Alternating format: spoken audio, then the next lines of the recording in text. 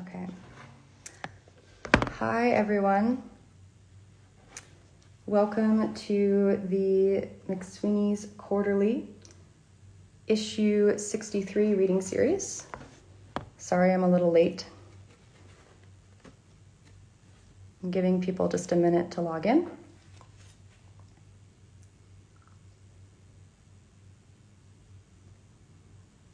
All right. Okay, it worked this time. I'm in. All right, so as people are logging in, again, welcome to the McSweeney's Quarterly Issue 63 reading series. It's a beautiful issue. And while people are logging in, just a few announcements courtesy of McSweeney's. The next reading in the series will be on Monday. Edgar Carrot will be reading from a short story, and that will be at 10 a.m. Pacific, 1 p.m. Eastern Time. So that's the next reading in the series on Monday with Edgar Carrot.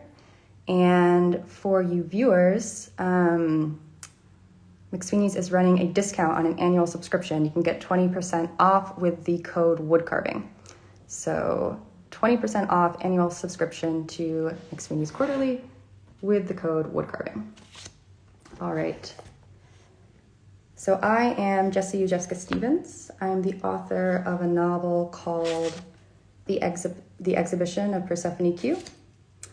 And I'm going to be reading today from a letter that I wrote from this issue. So I'm going to be on the right page. Okay. Dear McSweeney's, it's November in New York, 9 months into the pandemic, and 4 days into a contested election. As an itinerant professor-instructor-tutor, aka writer, I'm left with the conclusion that it's school kids who can't vote, can't see their friends, and who are about to inherit the worst of the climate crisis, who have borne the worst of this mess. I do a lot of math tutoring, and watching my students pass through a very altered version of coming-of-age ceremonies, graduation, matriculation, standardized test-taking, Zoom convocations of all sorts, has me reflecting on the pomp and circumstance of seasons yore. In particular, my own rather unusual 7th grade graduation. It is a tale of revenge and reprisal and adolescent smugness, states of mind that, once Pennsylvania has finally been called, and therefore the election, shall likely return to me with a vengeance. It's also the story of how I know all the words to that anthem to nonsense, Stairway to Heaven. I went to middle school in Indiana. I want to say that education was important to my cohort, and it was, but perhaps not the way it is here in gentrified New York. In the city, I have the impression that many students are encouraged to lobotomize themselves at an early age in the name of college preparation, whereas in the Midwest, our academic aspirations were more half-assed and whimsical. When we were competitive, it was for the wrong reasons. At whose house are you more likely to be able to drink in the basement? These misdirected efforts were even more characteristic of our extracurricular pursuits. When it came to choose a musical instrument, for example, I told my parents that, for no particular reason, I had become enamored of the upright bass. I was 4'5" and 70 pounds with shoes on. They said no. I settled for the cello, whose case I could at least carry like a backpack with straps. We were all of us mediocre musicians and dramatists at my school, and perhaps it was this mediocrity that drew the band and drama teachers into a special alliance. They co-chaired all our performances, holiday recitals, the 8th grade play, variety shows, and governed rehearsals with the attitude of generals staving off a mutiny. They suspected we did not respect them, and reader, we didn't. Or at least we were distracted by more pressing matters. Also, it was impossible to fail band. Rehearsals were rare opportunities for social mixing, a scrambling of the usual pecking order. You, an honor student, and admit it, McSweeney's, we know you were, might have had a chance to brush shoulders with real social capital. We were obsessed with seating arrangements.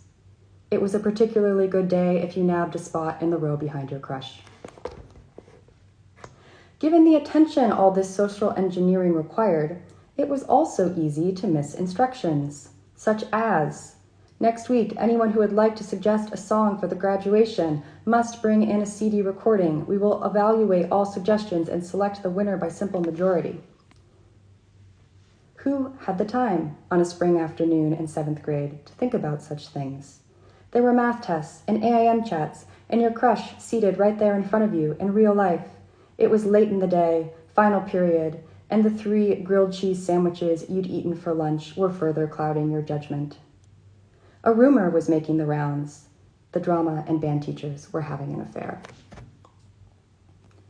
On the fateful day the song suggestions were due, all of us arrived empty-handed, save for a boy whom all called Giles. Giles would later be sent away to a military academy due to his enthusiasm for prescription drugs. The song he had suggested was Stairway to Heaven by Led Zeppelin. As the only candidate, it was immediately adopted for the graduation ceremony, a miscarriage of democracy. The rest of us, our dignity fleetingly galvanized, protested. We pleaded, especially the honor students. The following week, we arrived with alternatives by the Beatles, Louis Armstrong, Mariah Carey. Each was met with firm refusal. There will be no extensions, the band teacher roared, passing around the deranged lyrics we were now obliged to commit to memory. We had missed the deadline, and now we would bear the consequences. If there's a bustle in your hedgerow, don't be alarmed now. It's just a spring clean for the May Queen. Returning to these lyrics today, I find perhaps they're more fitting than I once thought. It was May, the season of transition, and who, at 13, does not, upon contemplating one's future, feel that, oh, it makes me wonder? Or perhaps these lyrics feel appropriate only now, in 2020, when nothing else makes sense. If the headlines were to announce tomorrow that there's a lady who's sure all that glitters that is gold, and she's buying a stairway too, well, I suppose I wouldn't question it. Maybe she drank a bottle of bleach. There are so many experiences lost, McSweeney's, to this awful virus, to the awful people who have presided over it, to this stunted version of life we're living. We're spending our childhoods and our old age apart, when it strikes me that we are more in need of company than ever. Ours is a moment to mourn lost connections and lost loves, to cultivate the nobler of human feelings. I wonder, though, what else is lost in eliding so many daily opportunities for pettiness and small-scale revenge, for the precious luxury of getting worked up over nothing, a bustle, a hedgerow, a graduation song. The world reveals itself in moronic little glimpses, after all, in moments that never seem important at the time, but which eventually ferment into, I don't know, something like wisdom? My question, McSweeney's, is what will be the cost of this past year in isolation, of having skipped over so many of those? And do we make up for them all at once in 2021? Thanks, everyone.